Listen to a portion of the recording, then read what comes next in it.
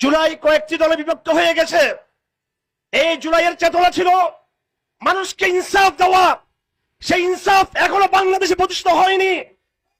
অনেক ওলামায়ে কেরাম জেলখানায় এখনো বন্দী রয়েছেন।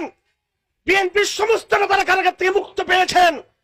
জামাত ইসলামীর নেতাদের মৃত্যুদণ্ড স্থগিত হয়েছে, কারাগার থেকে মুক্তি পেয়েছেন। আমাদের মৌলানা আমিনুল ইসলাম, মৌলানা শেখ ফরিদ এখনো মৃত্যুদণ্ডের দণ্ড নিয়ে তারা কারাগারে অবস্থান করছেন।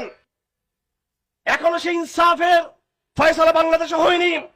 ঘুষ দুর্নীতি বন্ধ হয়নি, ভারতীয় আধিপত্যবাদ বন্ধ হয়নি, এবং একদল বেনিফিশিয়ারি যারা ভারতের বিরোধিতা করে কিন্তু পক্ষান্তরে তারা মার্কিন সাম্রাজ্যবাদের সাথে আপোষ করে তারা চলে।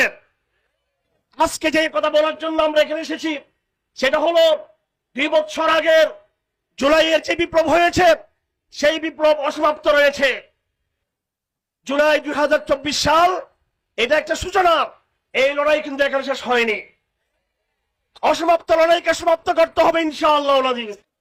আধিপত্যবাদের সকল চিহ্নকে মুছে ফেলতে হবে এবং ফ্যাসিজমের চিহ্ন প্রশাসনিক রন্ধ্রে রন্ধ্রে হাসিনা রেখে যাওয়া সেই চিহ্নগুলো এখনো বহাল রয়েছে। অর্থনৈতিক মুক্তি বাংলাদেশের অর্জন হয়নি।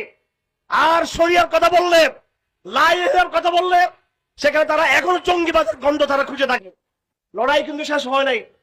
বিএনপির প্রতি স্পষ্ট বার্তা, যেহেতু ক্ষমতায় আছেন, পরিষ্কার বার্তা হলো জুলাইয়ের মূল যে চেতনা, গণমানুষের ইসলামের সেন্টিমেন্ট, এটা পরিপূর্ণ বাস্তবায়ন আমরা চাই। জুলাইয়ের আরেক বেনিফিশিয়ারি বিরোধী দল তারাও কিন্তু জুলাইয়ের চেতনার কথা বলে থাকে, কিন্তু তাদের ব্যাপারেও কিন্তু আমাদের বিভিন্ন বিষয়ে অনেক অবজারভেশন রয়েছে। আবার আরেকটা জুলাইয়ের জন্য আমাদেরকে বাধ্য করবেন না। আমাদের হেফাজত ইসলামের সমর্থকরা, আমার তৌহিদি জনতা, এই দেশের পরিপূর্ণ সংস্কার না হওয়া পর্যন্ত, দেশের পুনর্গঠনের সমস্ত বিষয়গুলো পরিপূর্ণ না হওয়া পর্যন্ত আমরা আমাদের অনেক অব্যাহত রাখবো।